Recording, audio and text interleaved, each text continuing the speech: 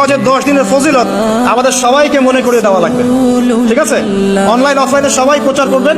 এই 10 দিন নেক আমলের জন্য একটা উৎসবের উপহার আল্লাহর পক্ষ থেকে। এই 10টা দিন যেন আমরা আল্লাহর পক্ষ থেকে এই উপহারকে কাজে লাগাই, বেশি বেশি নেক আমল করি, পরকালতে গুছিয়ে নেই।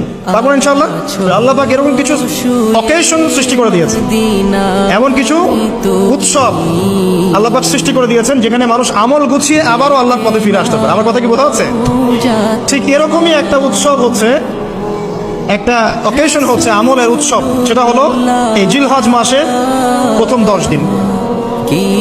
এই জিলহজ মাসের প্রথম 10 দিন সম্পর্কে আল্লাহ পাক সূরা ফজরের মধ্যে শপথ করেছেন, ওয়াল ফাজরি, ফজরের কসম, ওয়া লায়ালিন আশর, এবং এই 10 রাতের কসম। এই 10 রাত বলতে এখানে জিলহজ মাসের এই 10 দিন এবং 10 রাতকে বোঝানো হয়।